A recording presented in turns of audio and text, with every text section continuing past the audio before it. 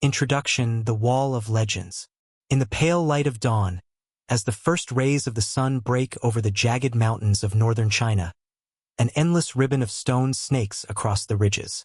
It rises and falls with the contours of the earth, disappearing into mist, only to reappear miles away. This is the Great Wall of China, one of humanity's most ambitious creations. To the world, it is a marvel, a structure so vast that myths once claimed it could be seen from the moon.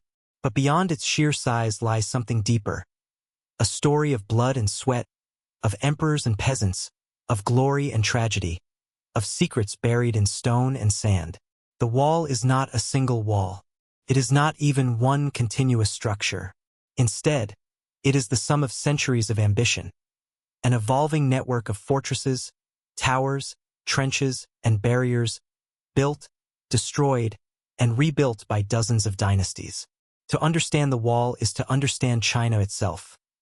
Its fears, its power, its endurance, and its eternal struggle with the outside world. This is the secret history of the Great Wall. Before the wall, ancient China's struggle. Long before stone and bricks rose against the horizon, the Chinese people faced a relentless challenge: nomadic tribes of the north. The vast grasslands beyond China's agricultural heartland were home to fierce horse-riding warriors, the Xiongnu, Mongols, Turks, and others who mastered mobility and surprise attacks.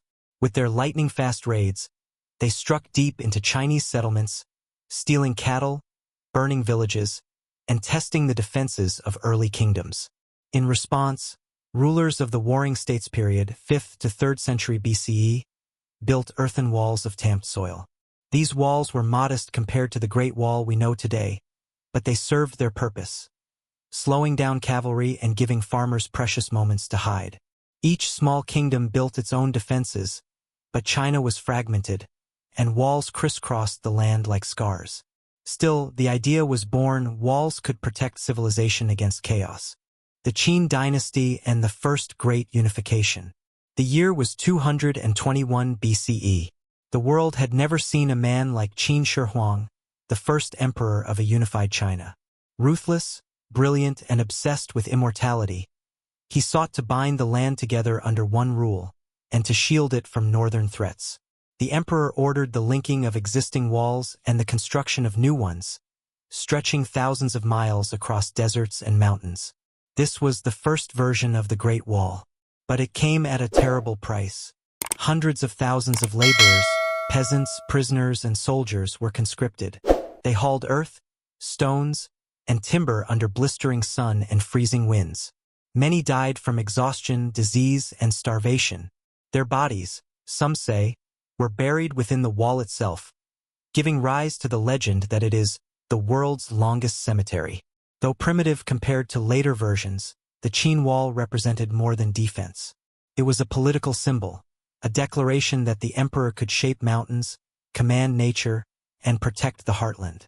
The Han dynasty expanding frontiers. After Qin Shi Huang's death, his dynasty collapsed, but the idea of the wall survived. During the Han dynasty, 206 BCE, 220 CE, China faced renewed pressure from the powerful Xiongnu Confederation. The Han emperors expanded the wall westward, deep into the Gobi Desert, creating a military corridor known as the Silk Road Defense Line. Along these walls rose fortresses, beacon towers, and garrisons, where soldiers watched the horizon for approaching horsemen. Smoke signals by day and fire beacons by night allowed messages to travel hundreds of miles in hours, an ancient telegraph system. The Han Wall did more than defend. It became a lifeline of empire, protecting caravans along the Silk Road, enabling the flow of silk, spices, and ideas between China and the West. But life along the wall was harsh. Soldiers endured bitter winters and scorching summers, far from their families. Supplies often failed to arrive. Many married local women, forming frontier communities that were as much about survival as about defense. Tang and Song dynasties, between glory and neglect. By the time of the Tang dynasty, 618 to 907 CE, China's power extended far beyond its old borders. Confident and prosperous, the Tang rulers relied less on walls and more on diplomacy, alliances, and mobile armies. For centuries, parts of the wall fell into neglect. The nomads, meanwhile, adapted. They learned to bypass or bribe their way past defenses. The wall, once a mighty shield, became a crumbling relic in places. The Song dynasty, 960 to 1279, tried to revive the idea of walls, but the challenge was overwhelming. China faced the rise of powerful steppe empires, the Khitan, Jurchen, and eventually the Mongols.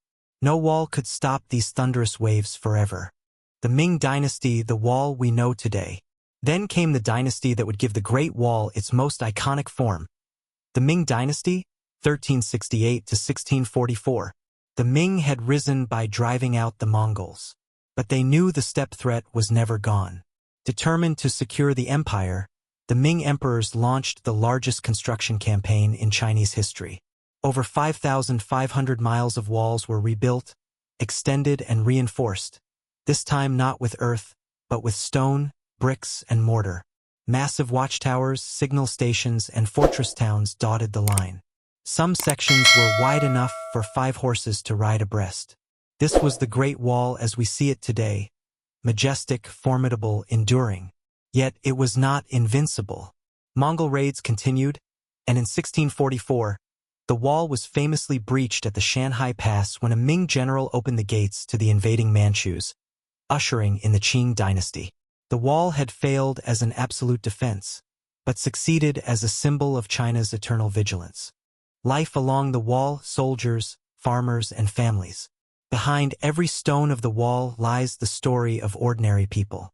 For the soldiers stationed there, life was bleak. Many spent years in remote outposts, patrolling barren landscapes, scanning the horizon for riders who might never come. Rations were meager: grain, dried meat, and sometimes nothing more than thin gruel. But the wall was not just a military zone. It was also home to farmers and traders who supplied the garrisons. Families lived in its shadow, raising crops in the thin soil, trying to survive in a land where winters could kill. In some places, entire towns grew up around wall fortresses, bustling with markets and cultural exchanges. Here, Chinese and nomads sometimes mingled, trading goods and even bloodlines. The wall was both a barrier and a bridge. The secrets of construction, engineering marvels. The Great Wall is not a single masterpiece but a patchwork of techniques and materials. In the northwestern deserts, builders used tamped earth, layering soil, reeds, and gravel into solid blocks. In the mountainous regions, they quarried stone and locked it together without mortar. In the Ming era, they used bricks bound with a unique mortar made from lime, water, and glutinous rice. Yes, sticky rice. This gave the wall astonishing durability. The wall was not just a barrier but a system of defense. Signal fires, underground granaries, hidden passages, and sophisticated drainage systems all played a role. It was a living machine of war. Myths, legends, and ghost stories. With such a vast and tragic history, legends cling to the wall like shadows. One of the most famous is the tale of Meng Jiangnu, a woman whose husband was taken to build the wall and died from the toil. She traveled thousands of miles to bring him clothes for winter, only to learn of his death. Her grief was so great that she wept until a section of the wall collapsed, revealing his bones. Stories like these echo the truth, that the wall was built on unimaginable sacrifice. Even today, locals speak of ghosts wandering the ramparts, restless spirits of those who perished during construction. Decline, rediscovery, and modern symbol. Under the Qing dynasty, 1644 to 1912, the wall lost its strategic role. The empire expanded far beyond the steppe, and the once crucial barrier became obsolete. Nature began to reclaim it. Sand buried sections and storms tore at the stones. For centuries, the wall lay forgotten, a relic of a bygone age. Travelers marveled at it, but many locals scavenged its bricks for homes and barns. It was only in the 20th century that the wall rose again, not as a defense, but as a symbol of China's endurance and unity. In the modern era, it has become a global icon, drawing millions of visitors and inspiring awe worldwide. The wall in global imagination. Foreigners were long fascinated by the Great Wall. Early Western travelers exaggerated its size and power, turning it into a near-mythical wonder. Some even claimed it could be seen from space, a legend that still lingers today, though it isn't true without aid. In films, books, and art, the wall has become more than a Chinese monument. It has become a metaphor for endurance, for human ambition, and for the eternal line between civilization and wilderness. Conclusion: the eternal guardian of China. The Great Wall of China is not perfect. It failed at times to stop invaders. It demanded terrible sacrifices. It crumbled, it was forgotten, and yet, it endures. It endures as a reminder of human determination, of fear and hope, of the eternal struggle to build something that lasts beyond lifetimes. As the sun sets over its endless stones and shadows stretch across the mountains, one realizes, the wall is not just China's history. It is the story of humanity itself, of our need to create, to protect, to remember, and to leave behind something greater than ourselves.